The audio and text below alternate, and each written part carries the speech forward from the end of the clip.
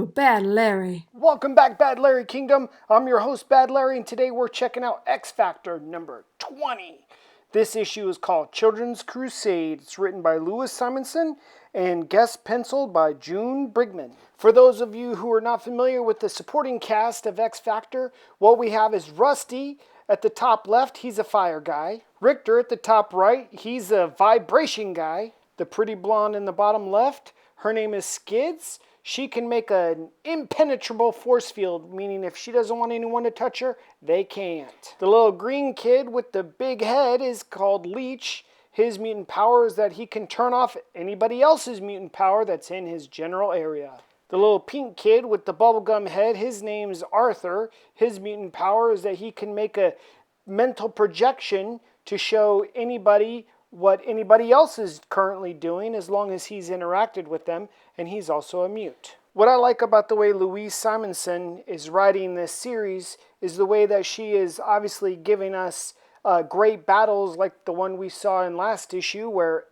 X Factor is battling Apocalypse's horsemen, but she's also giving us these more relatable interactions with some of the lesser mutants of X Factor and how they're developing their powers and their relationships and the struggles that normal day-to-day people incur. Right now, there's a lot of anti-mutant hysteria going on, and Rictor, who's from Mexico, said that his mom told him the only thing that anybody could ever trust is the land. And Skids tells Bubblegum Head Arthur, no, we're not putting sardines on X Factor sandwiches. Stop with that. Rictor is having a real crisis of good versus evil. Rictor feels that X Factor is done good by obviously saving him from being tortured at the hands of the right, but they also do bad because, as evident from their last fight with Apocalypse's horsemen, they pretty much destroyed Central Park. Rusty, who's redheaded and easily agitated,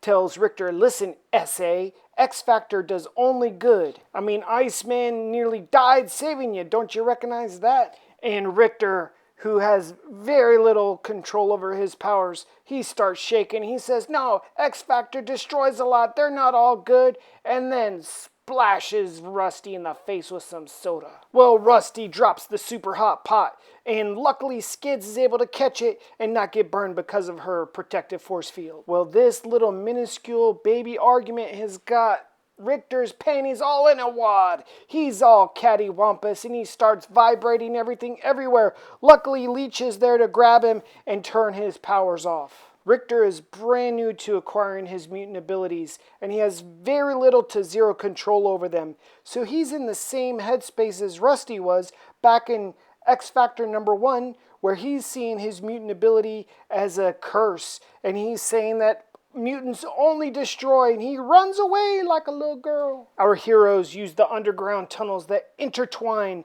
under the city of Manhattan to re-enter their X Factor base. Iceman and Beast are in bad shape.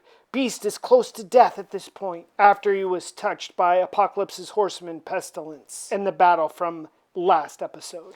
After Iceman was captured by Loki, he had lost control of his ice powers. So when he goes full flex ice force, he often gets frozen himself and requires Rusty to thaw him out, which makes him act like a regular human after they've been frozen, so he's shivering and shaking. But usually after a day or so of rest, he's back on the mend.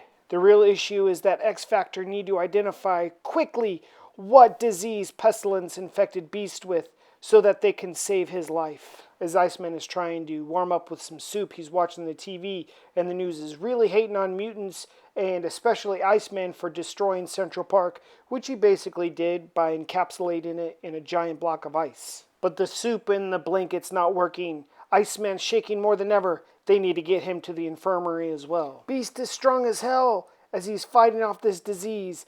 Caliban and Cyclops can barely get him in the bed, and they ask Jean Grey to give him a hypodermic needle to knock him out.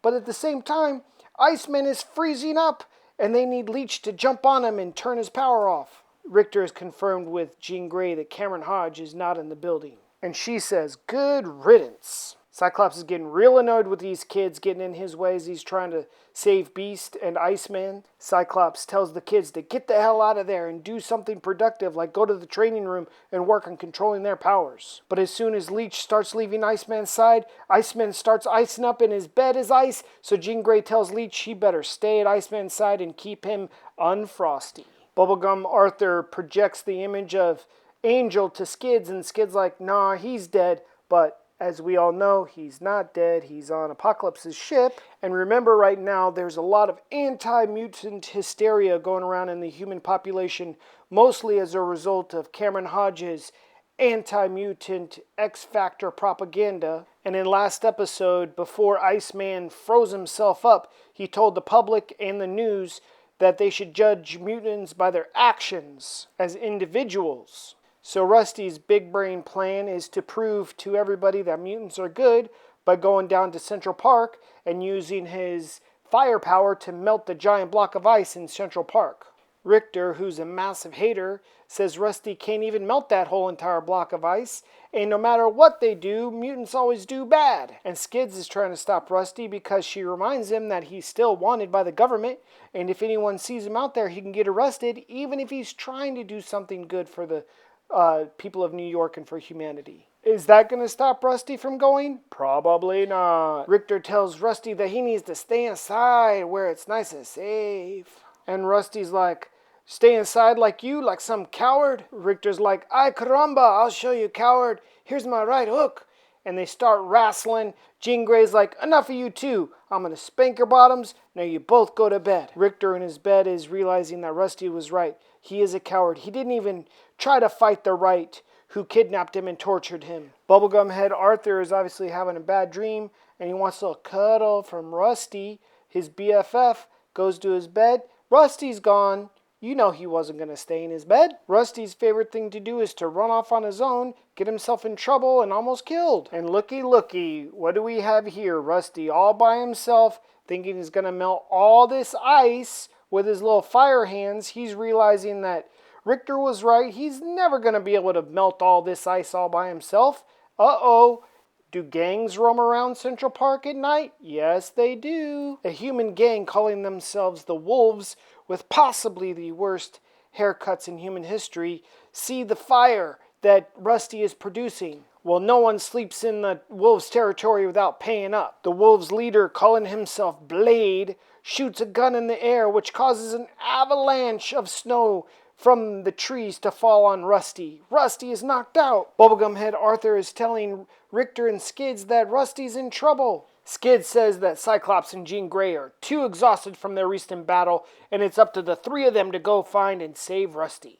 What did I say earlier? Rusty always has these big grandiose plans, and what does he do? Goes off by himself, and he needs rescuing. Rusty is trash. Skids, Rictor, and Bubblegum Head Arthur need to take the train to get to Central Park where Rusty is, so they decide they're going to rip down all the anti-mutant posters. Well, the cops don't like that. They're going to be put under arrest. They make a quick dash out the train, leaving the cop far behind. But Rictor's never been on a train or even in a big city. He's from Mexico, some small town in Mexico. He's getting overwhelmed. He starts shaking uncontrollably. Skids tell him, you better pull it together. We got to go save Rusty right now. Arthur knows where he is. He's leading the way. The Wolfgang are a bunch of idiots, and they start pushing each other around. The leader, Blade, trips over Rusty, which wakes him up. The gang member Blade is a real a-hole. He thinks he's just going to start roughing Rusty up. Well, we've seen it many times before.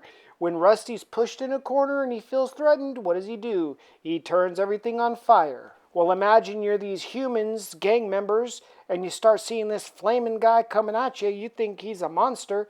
So they take out their pew-pew-pews and open fire on Rusty. And just like before, thanks to Skids and her mutant ability to create a force field, she saves Rusty, the bullets bounce right off of her, and the quattro of villains run off scared with their tail between their legs. Now that they made the gang members run off, Rusty wants to go back to his original plan of melting all the ice. Well, Rusty doesn't do a great job of controlling his powers, directing it properly. He melts it too much and sets the trees on fire. Great job, Rusty. Rusty's forte is running off, getting himself in trouble, getting other people killed, and setting things on fire, including prostitutes. The fire is starting to spread uncontrollably, even catching the grass on fire.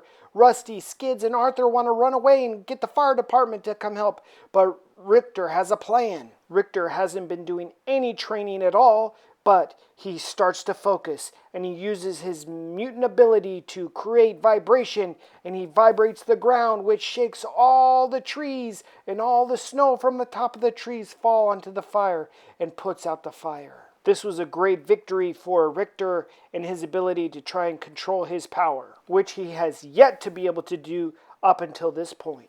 Rusty and Skids are super proud of Rictor. They're giving him slaps on the back saying, "Great job, buddy." But Rictor hasn't accepted his powers as a benefit. He still sees them as a dangerous detriment. Rictor tells Rusty and Skids that when he first developed his powers, he shook an entire city to the ground in Mexico. And that's when the evil human group, the Right, captured him, got him on the drugs, and forced him to try and shake the city of San Francisco into the ground. And Rusty's like, we've all made mistakes. I burned up this prostitute almost nearly to death.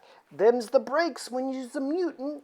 I've been practicing with X Factor, and I've gotten a lot better at my firepower. What you need is a little more practice, Rictor. Let's try practicing on this little tree here. Let's see if you can shake this one little tree. Well, Rictor bends down, he focuses, he's able to shake just the one tree. It's a success. And Rusty's able to manipulate his firepower just a little to melt the ice just enough, but not set everything on fire. And Rictor has a new plan. The next morning, the kids wake up super early because they want to show the team the news. During the night, Rictor and Rusty were able to melt all the ice in Central Park, but left a little ice message for the public, which the news has picked up. They used the message in ice: "By their deeds, you shall know them. Mutants were here." This good deed is but a small step to try and reverse all of the mutant hysteria that's been drummed up by Cameron Hodge and his propaganda. Thanks everyone for watching this episode. Make sure to like and subscribe, and tune in tomorrow for X Factor number 21, where we're going to see Cameron Hodge show his hand. Angel's will is read, and we're going to see the master plan being revealed. Comment down below who is your favorite non-main character, and thanks again for watching. I'll see you tomorrow.